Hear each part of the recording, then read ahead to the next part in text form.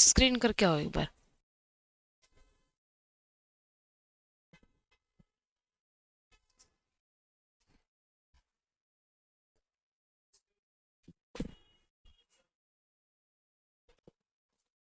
Good morning class. हाँ जी कल अपना जो है वो राष्ट्रपति कंप्लीट हो चुका है। ठीक है, आज बात करेंगे थोड़ी सी उपराष्ट्रपति जी के बारे में और उसके बाद फिर आ जाएंगे हम सीधा प्रधानमंत्री के ऊपर। ठीक है, प्रधानमंत्री लेंथीएस्ट टॉपिक है कंपेरेटिव, किससे? मंत्रिमंडल और उपराष्ट्रपति से। ठीक है, सबसे लंबा टॉपिक है तो हम कवर कर चुके हैं राष्ट्रपति, आज करेंगे उपराष्ट्रपति। देखो बच्चों, मैंने आपको जिस टाइम पे लोकसभा का अध्यक्ष करवाया, ठीक है, फटाक से मुझे बता दो कौन से अनुच्छेद के अंदर है। ठीक है, बहुत बार रिपीट किया मैंने आपके सामने। हाँ जी, 93 और 94 कैसे भूल सकते हो आप ये दो अनुच्छेद? अनुच्छेद 93 और 94 ये दोनों जुड़े हैं आपके लोकसभा के अध्यक्ष के बारे में। ठीक है, समझ गई? जिसके अंदर आपका आर्टिकल 93 बात करता है लोकसभा का एक सभापति होगा जिसको हम चेयरमैन महोदय कहेंगे, और वो सभापति होगा या पीठासीन अधिकारी होगा, जो भी आपको हो, उसका काम होगा पूरी की पूरी संसद को मेंटेन करके रखना। ठीक है, उसके अंदर सब आ जाएंगे, अनुशासनात्मक कार्रवाई, ठीक है, सबको बोलने का मौका देना या निर्णायक कास्टिंग वोट जिसको बोलते हैं वो करना। फिर मैंने आपको एक आर्टिकल 94 करवाया था। ठीक है, उसमें मैंने आपको बताया था कि मान लो लोकसभा अध्यक्ष इस्तीफा दे दे, त्याग पत्र दे दे, या मृत्यु हो जाए या पद रिक्ति हो जाए तो उसके संबंध में क्या प्रावधान है। हमने 2 आर्टिकल कर लिए थे लोकसभा के अध्यक्ष के। फिर मैंने आपको एक आर्टिकल 89 और 90 करवाए थे। ठीक है, उसमें मैंने आपको कहा था आर्टिकल 89 बात करता है राज्यसभा के सभापति के बारे में। ठीक है, समझ गए कि वो जो क्या उसका क्या काम होगा सदन के अंदर, कैसे राज्यसभा को मेंटेन करेगा। सेम वही काम जो लोकसभा का अध्यक्ष करता है। ठीक है, लेकिन लोकसभा के अध्यक्ष की शक्तियां ज्यादा हैं। ठीक, फिर मैंने आपको बताया था आर्टिकल 90 के बारे में कि पद रिक्त हो जाए या त्याग पत्र दे दे या मृत्यु हो जाए, ठीक है, या पद विमुक्ति हो जाए मतलब हटा देना, तो क्या होगा। मैंने आपको एक बात बताई थी कि बच्चों जब हम डिटेल में उपराष्ट्रपति करेंगे तब हम वहां पे सभापति महोदय को भी कवर कर लेंगे। ठीक है, हाँ, तो आज मैं आपको बता दूं एक्चुअल में जो क्या है वो उपराष्ट्रपति ही सभापति होता है राज्यसभा का। समझ गए? ठीक है, जैसे लोकसभा का अध्यक्ष लोकसभा का सदस्य होता है वैसे ही राज्यसभा का जो सभापति है वो राज्यसभा का सदस्य नहीं होता, बल्कि वो एक बाहरी व्यक्ति होता है, लेकिन उसको हम बोलते हैं पदेन सदस्य, एक्स ऑफिशियो मेंबर। ठीक है, अक्सर आपने देखा होगा उपराष्ट्रपति जी राज्यसभा के पदेन जो क्या होते हैं सभापति होते हैं। और एक और बात लिखनी है, ये सारी बातें सुनते मत रहो। ठीक है, हाँ, जो हमारी लोकसभा का अध्यक्ष है ना वो तो सदन का ही सदस्य होता है, लेकिन जो राज्यसभा का सभापति होता है वो राज्यसभा का सदस्य नहीं होता। ठीक है, बल्कि वो सदन से बाहर का एक व्यक्ति होता है और इसीलिए उसको पदेन सदस्य बोलते हैं। पदेन सदस्य जहाँ पे भी वर्ड आ जाए या एक्स ऑफिशियो मेंबर आ जाए, समझ लेना बाहर का व्यक्ति उसके अंदर शामिल है। जैसे नीति आयोग के अंदर भी बहुत सारे एक्स ऑफिशियो मेंबर होते हैं, पदेन सदस्य। जैसे आप ये देखो मानवाधिकार आयोग, इसके अंदर भी बहुत सारे पदेन सदस्य होते हैं। आपका ये महिला आयोग, इसके अंदर भी। मेरे कहने का मतलब ये है कि राज्यसभा का सभापति एक्चुअल में उपराष्ट्रपति होता है और वो राज्यसभा का सदस्य नहीं होता बल्कि पदेन सदस्य होता है। ठीक है, समझ गए? हमने आर्टिकल 89 और 90 ये दोनों आर्टिकल जुड़े हैं राज्यसभा के सभापति के बारे में, ना कि उपराष्ट्रपति के बारे में। इतना क्लियर है? आर्टिकल 89 और 90 राज्यसभा के सभापति के बारे में बात करते हैं। ठीक है, आज हम बात करेंगे उपराष्ट्रपति के बारे में। ठीक है, देखिए अगर हम एज देखें या क्राइटेरिया देखें तो लगभग सेम है, ये हर पद का लगभग समान रहता है। मतलब भाई भारत का नागरिक हो, दिवालिया ना हो, पागल ना हो, बैंक करप्ट ना हो, ठीक है, या आपराधिक छवि का ना हो, 35 वर्ष की उसकी आयु हो। लेकिन एक चीज यहाँ पे ऐड हो जाएगी, हाँ, किसी भी लाभ के पद पे ना हो, जैसे कि ऑफिस ऑफ प्रॉफिट। और एमएलए, एमपी, गवर्नर ये सारे ऑफिस ऑफ प्रॉफिट में नहीं आते, ये समाज सेवा, देश सेवा के अंदर आते हैं। हमने बात कर ली थी। एक इसमें ऐड हो जाएगी कि वो जो व्यक्ति है जो राज्यसभा का सभापति चुना जाएगा या उपराष्ट्रपति चुना जाएगा, उसकी योग्यता क्या होगी? राज्यसभा का सदस्य निर्वाचित होने योग्य। ठीक है, क्या होगी उसकी योग्यता? राज्यसभा का सदस्य निर्वाचित होने योग्य।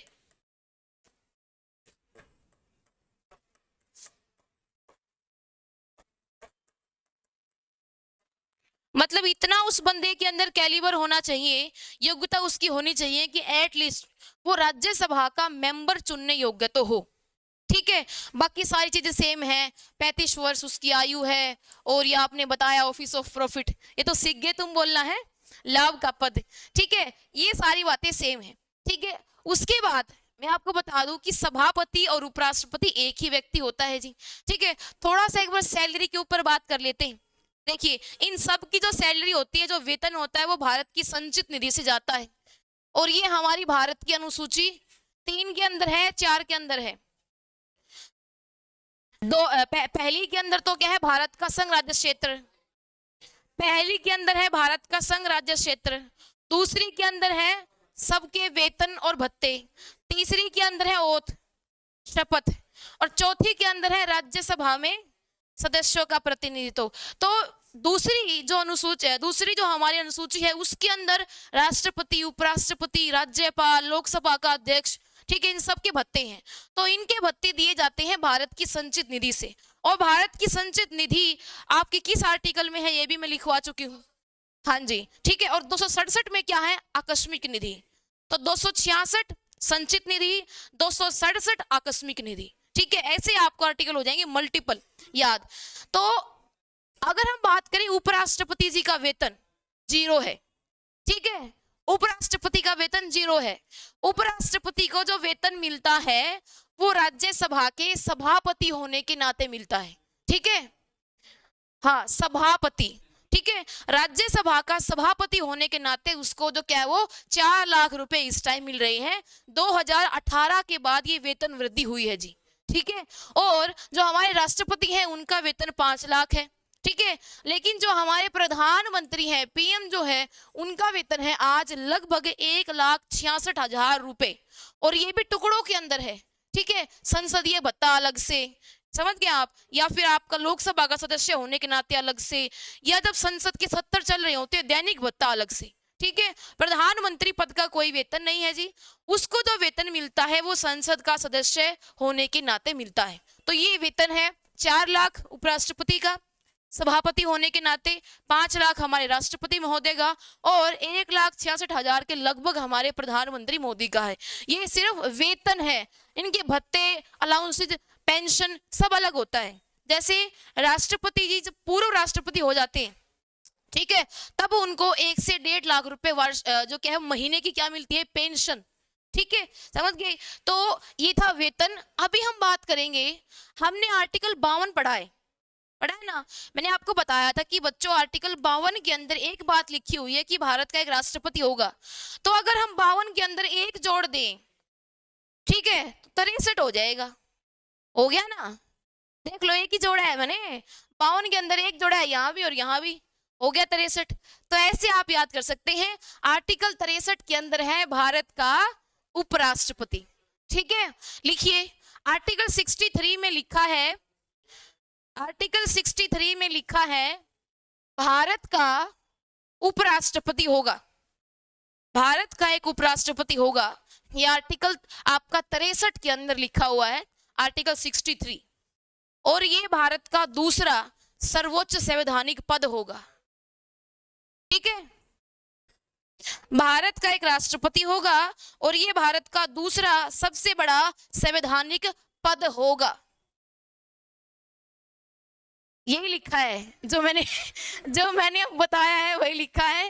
भारत का, भोले बच्चे हैं कोई बात नहीं, हंसो मत, भारत का एक राष्ट्रपति होगा, ठीक है, और भारत का दूसरा सर्वोच्च संवैधानिक पद होगा। यह आर्टिकल 63 में लिखा है। अब बात करेंगे आर्टिकल 64 के बारे में। इस आर्टिकल 64 में लिखा है कि जो भारत का राष्ट्रपति होगा वही राज्यसभा का सभापति होगा। लिखिए जी, जो भारत का उपराष्ट्रपति होगा वही राज्यसभा का सभापति होगा। आर्टिकल 64।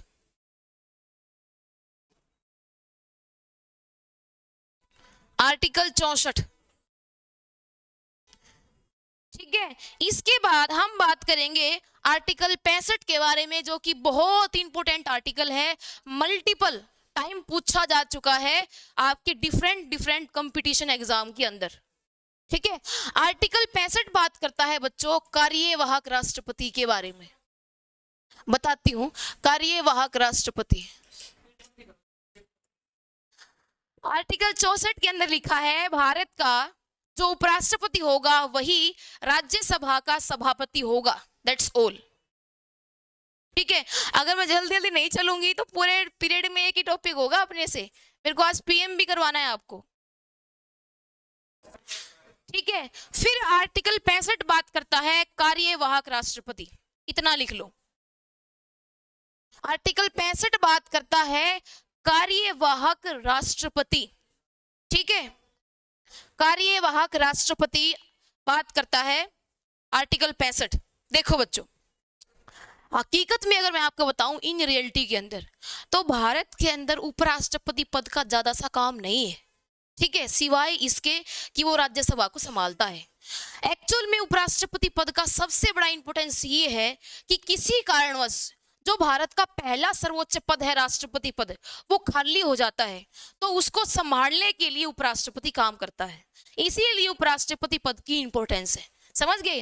अगर भारत का राष्ट्रपति का पद खाली हो जाए, या पद पे रहते हुए राष्ट्रपति की मृत्यु हो जाए, या राष्ट्रपति को महाभियोग प्रक्रिया से हटा दिया जाए, इन केस कुछ भी हो जाए, दोनों तीनों में से राष्ट्रपति का पद अगर खाली होता है, तो तुरंत उस पद को भरने के लिए भारत के उपराष्ट्रपति उस पद पर विराजमान हो जाते हैं, ठीक है। उसको बोलते हैं कार्यवाहक राष्ट्रपति, और राष्ट्रपति के उस पद को संभालेगा उपराष्ट्रपति कार्यवाहक राष्ट्रपति के रूप में, यानी कि एक्टिंग प्रेसिडेंट के रूप में। ये लिखा है आपका आर्टिकल 65 के अंदर, और इसीलिए ये आर्टिकल इतना इंपॉर्टेंट है, समझ गए। बहुत बार पूछा भी जा चुका है। अब मैंने आपको बताया था कि राष्ट्रपति के पद को हम खाली नहीं छोड़ सकते, ठीक है। तो क्या ये उपराष्ट्रपति काम करता रहेगा? नहीं, लिमिट होती है हमारे पास 6 मंथ की, 6 महीने की।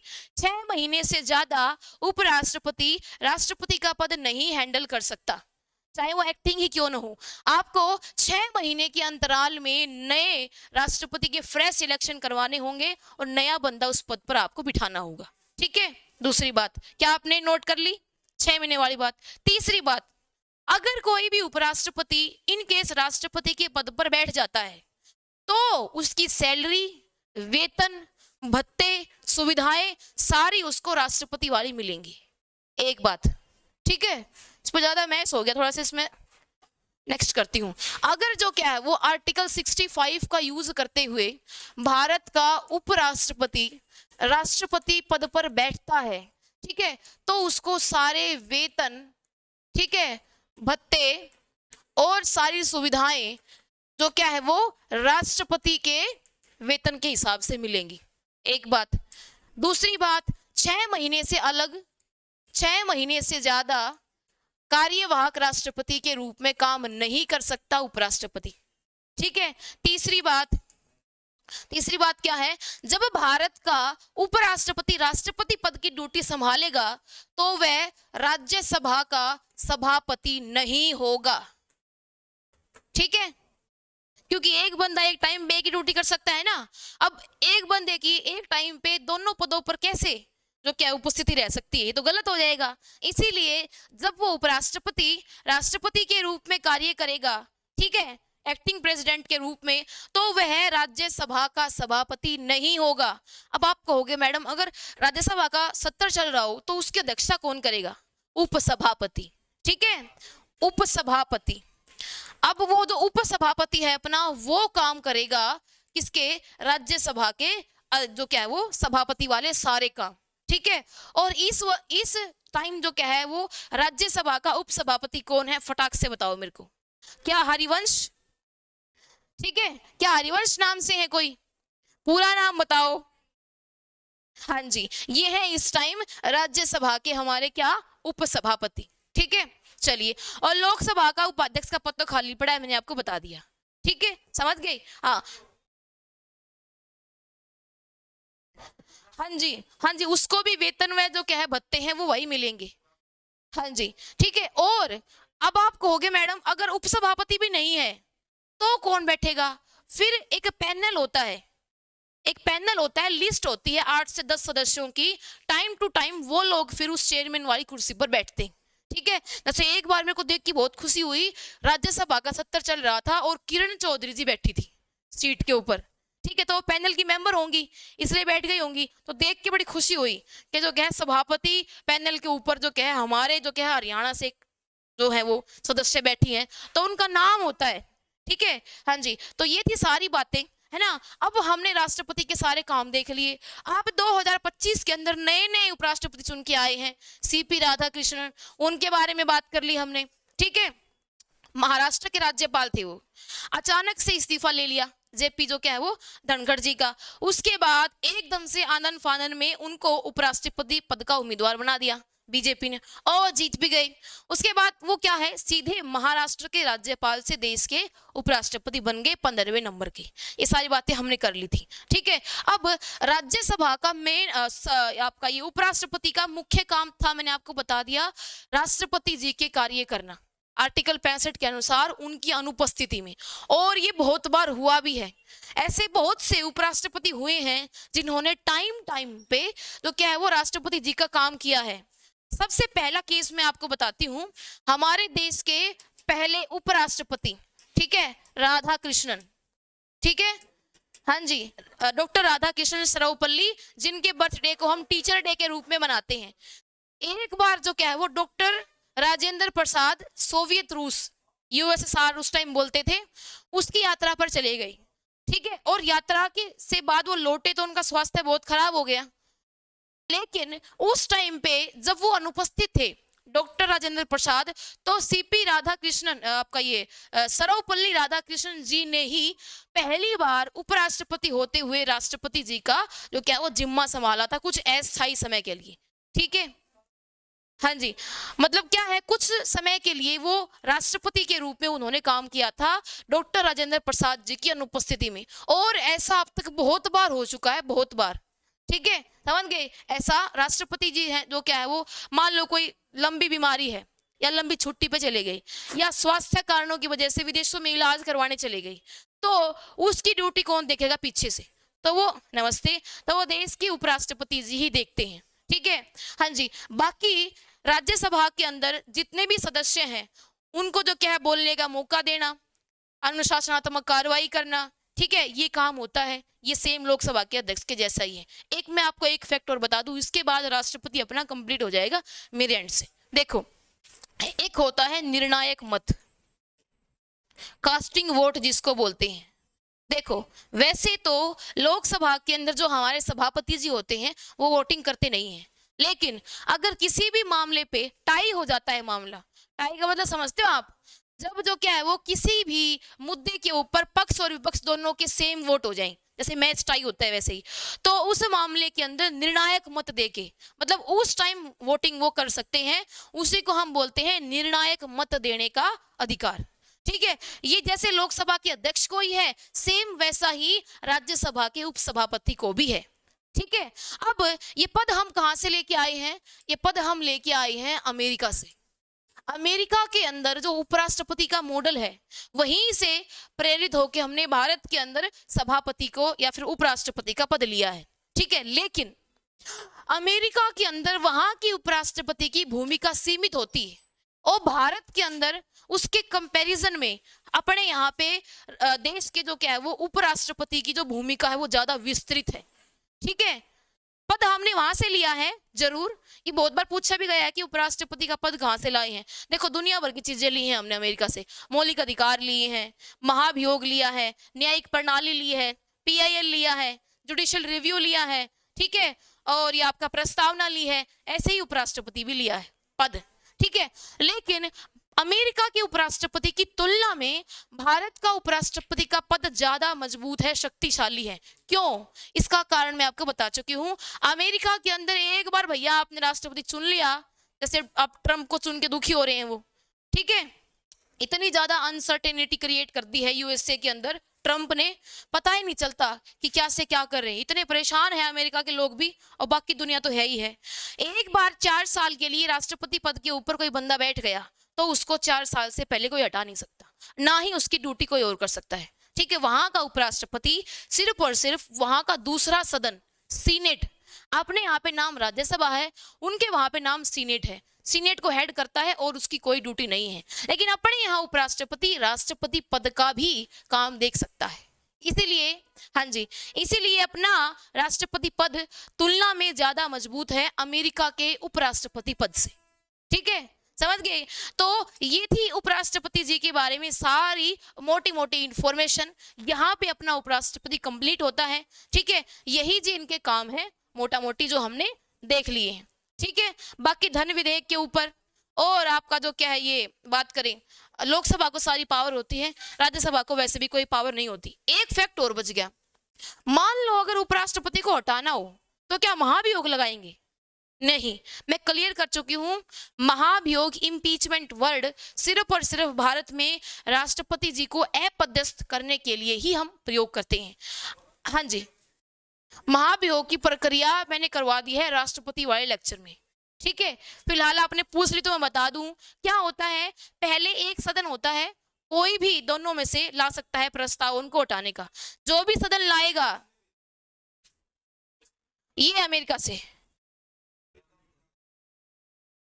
नहीं, अमेरिका में हटा सकते हैं इम्पीचमेंट प्रोसेस से, लेकिन क्योंकि वहां पे अध्यक्षात्मक शासन प्रणाली है, इसलिए महाभियोग की प्रक्रिया वहां पे ना के बराबर है चांसेस पास होने की। ठीक है, क्योंकि वहां पे अध्यक्षात्मक शासन प्रणाली है, अपने यहाँ पे संसदीय शासन प्रणाली है। ठीक है, हम यहाँ फिर भी इस प्रोसेस को ला सकते हैं, बट अमेरिका में नहीं ला सकते जल्दी से। ठीक है, क्योंकि वहां पे सारी शक्तियां अध्यक्ष के हाथों में, वही नाम मात्र का अध्यक्ष है और वही वास्तविक अध्यक्ष है, इसीलिए ठीक है वो राष्ट्रपति का जो पद है ज्यादा पावरफुल है हमारे वाले से। हमारे यहाँ तो राष्ट्रपति जी नाम मात्र के मुखिया हैं। ठीक है, समझ गया आप मेरी बात? तो अगर हम बात कर रहे थे राष्ट्रपति उपराष्ट्रपति को हटाना हो तो हम क्या करेंगे? क्या इम्पीचमेंट लगाएंगे? नहीं, देश के अंदर अगर उपराष्ट्रपति को हटाना हो तो नोट कीजिए, वो प्रस्ताव सबसे पहले सिर्फ और सिर्फ देश के उच्च सदन राज्यसभा में ही लाया जा सकता है। ठीक है, उपराष्ट्रपति को हटाने संबंधी किसी भी बिल की पैरवी या प्रस्ताव की पैरवी सबसे पहले राज्यसभा करेगी। ठीक है, 2 तरीके होते हैं। पहला तो राज्यसभा उस प्रस्ताव को विशेष बहुमत यानी कि 2/3 बहुमत से पास करके भेजेगी लोकसभा के अंदर। ठीक है, दूसरा चरण, राज्यसभा के 2/3 बहुमत से प्रस्ताव को पास करने के बाद जो लोकसभा है उसका अपने को चाहिए साधारण बहुमत। लोकसभा का 2/3 नहीं, ठीक है, बल्कि राज्यसभा का 2/3 और लोकसभा का क्या? साधारण बहुमत। ठीक है, लोकसभा के साधारण बहुमत से अगर वो बिल पास हो जाता है प्रस्ताव, तो उस दिन से आपका उपराष्ट्रपति पद का जो आपका क्या है, जो कार्यकाल है उस पर्टिकुलर पर्सन का वो खत्म हो जाता है उस दिन से। ठीक है, ये है उपराष्ट्रपति को हटाने की प्रक्रिया। समझ गए? राज्यसभा के अंदर प्रस्ताव आएगा, पहल राज्यसभा करेगी क्योंकि वो उसी सदन का क्या है? सभापति, इसलिए। ठीक है, ये अपने को चाहिए 2/3 बहुमत स्पेशल मेजोरिटी, बट लोकसभा का अपने को चाहिए साधारण बहुमत यानी कि सिंपल मेजोरिटी। समझ गए? ठीक है, तो ऐसे उपराष्ट्रपति के पद से किसी भी व्यक्ति को अपदस्थ हम कर सकते हैं। ठीक है, हाँ, तो अभी नई हेडिंग डालिए, राष्ट्रपति जी को तो अपना त्याग पत्र सौंपते हैं, सहमति की कोई इसमें जरूरत नहीं है। हाँ जी, नहीं, अगर राज्यसभा और अपने ये लोकसभा दोनों अगर बिल पास कर देती हैं तो उसी दिन से उस पद को खाली माना जाएगा। ठीक है, यहाँ पे राष्ट्रपति जी का रोल नहीं है, लेकिन हमको पता है नियुक्ति भी राष्ट्रपति करते हैं और त्याग पत्र भी वो उपराष्ट्रपति को देता है। ऐसा ही हमारा राष्ट्रपति है, राष्ट्रपति भी किसको त्याग पत्र देगा? उपराष्ट्रपति को, और उपराष्ट्रपति राष्ट्रपति को देगा, मतलब दोनों आपस में एक दूसरे को त्याग पत्र दे देते हैं। ठीक है, चलिए नई हेडिंग डालिए आप, प्रधानमंत्री, प्राइम मिनिस्टर ऑफ इंडिया। ठीक है,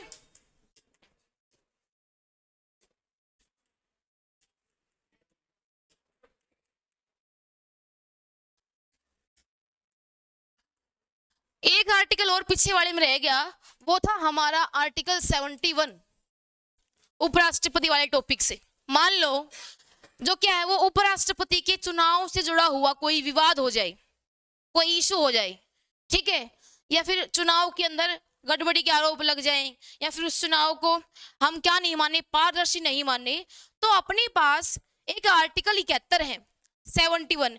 यह आर्टिकल 71 बात करता है उपराष्ट्रपति के चुनाव संबंधी विवादों के निपटारे की। लिखिए, उपराष्ट्रपति के चुनाव संबंधी विवाद, उपराष्ट्रपति के चुनाव संबंधी विवाद, ये सारे विवाद जो क्या है वो देश के सर्वोच्च न्यायालय सुप्रीम कोर्ट के अंदर हैंडल किए जाएंगे अकॉर्डिंग टू आर्टिकल 71। ठीक है, अगर उपराष्ट्रपति पद को लेके कोई भी चुनाव संबंधी विवाद होता है तो आर्टिकल 71 के अकॉर्डिंग वो देश के सर्वोच्च न्यायालय यानी कि सुप्रीम कोर्ट के अंदर तो क्या है वो मामले सुने जाएंगे, केवल और केवल सुप्रीम कोर्ट में। समझ गए? ठीक है, हाँ जी, राष्ट्रपति के सारे मामले भी सुप्रीम कोर्ट देखेगा, उपराष्ट्रपति के सारे मामले भी सुप्रीम कोर्ट देखेगा चुनाव में गड़बड़ियों संबंधी।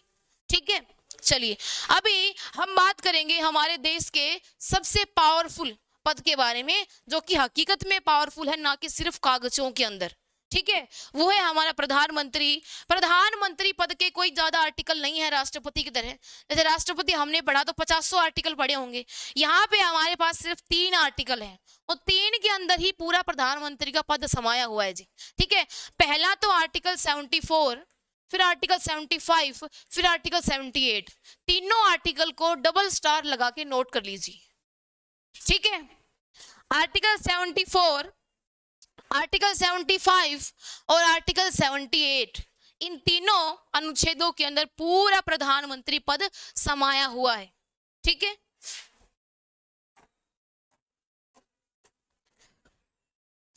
देखिए एक तो होता है कि सिर्फ ये कहे कि भाई तेरे दोस्त की चाल है, और एक व्यक्ति होता है जिसकी हकीकत में चलती हो। ठीक है, हाँ, तो वो है देश का प्रधानमंत्री। देखिए भारत के अंदर संसदीय शासन प्रणाली की व्यवस्था को अपनाया गया है और ये हम लेके आए हैं ब्रिटेन से। ठीक है, जैसा ब्रिटेन के अंदर जो आपका एज इट इज मॉडल है वही इंडिया के अंदर काम करता है। जैसे वहां का राजा भी नाम मात्र का अध्यक्ष है, राजा हो रानी हो कोई भी लगाओ, मतलब मोनार्की, और वहां का प्रधानमंत्री वास्तविक अध्यक्ष है।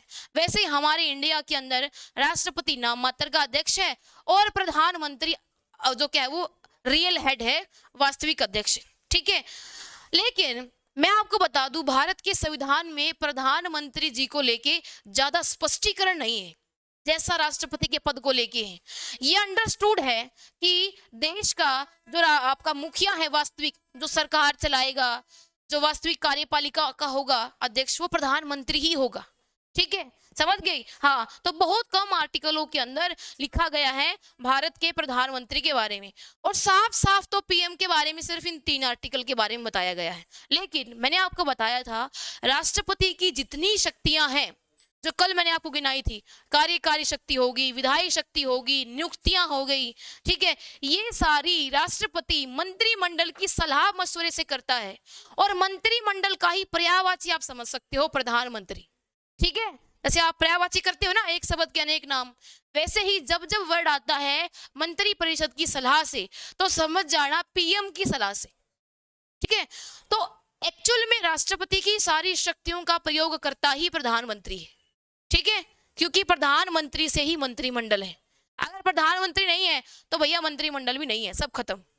ठीक है, समझ गई? हाँ, तो ये बात है। अगर देश का प्रधानमंत्री त्याग पत्र दे देता है या वो हट जाता है तो पूरी मंत्रिमंडल हट जाएगी, डूब जाएगी, खत्म हो जाएगी। ठीक है, जैसे आपका जहाज का कैप्टन होता है ना, जो जहाज को चलाता है, अगर कैप्टन नहीं है तो जहाज भी डूबेगा और जितने आदमी उसके अंदर बैठे हैं वो भी डूबेंगे। ठीक है, तो प्रधानमंत्री वास्तव में उस जहाज के कैप्टन के जैसा है। अगर इंडिया के अंदर प्रधानमंत्री पद थोड़ा सा भी टच से मस होता है तो पूरा का पूरा जो क्या है मंत्रिमंडल, मंत्री परिषद सब खत्म हो जाएगी, सबको त्याग पत्र देना पड़ेगा, खत्म इन द सेंस। ठीक है, समझ गए? तो प्रधानमंत्री के बारे में ज्यादा आर्टिकल संविधान में क्यों नहीं है, इसके पीछे का मैं आपको कारण बता रही हूं। क्योंकि हकीकत में राष्ट्रपति पद की शक्तियों का प्रयोग कौन करता है? प्रधानमंत्री, इसीलिए अलग से नहीं लिखा गया है। ठीक है, चलिए जी। तो इस टाइम जो भारत के हमारे 14वें प्रधानमंत्री हैं पीएम नरेंद्र मोदी, और ये 2014 से, ठीक है, वर्तमान तक देश के प्रधानमंत्री हैं। कंटिन्यू, और ये कंटिन्यू कब तक चलेगा, है ना? हाँ जी, ये भी तो क्या है, हम कुछ कह नहीं सकते, है ना, हो सकता है आगे बढ़े ये कंटिन्यू। ठीक है, तो आपके जो पीएम मोदी हैं वो आजाद भारत में जन्म लेने वाले पहले प्रधानमंत्री हैं। दो तीन फैक्ट इनके बारे में लिखिए जल्दी जल्दी। आजाद भारत में जन्म लेने वाले पहले व्यक्ति हैं, पहले प्रधानमंत्री हैं।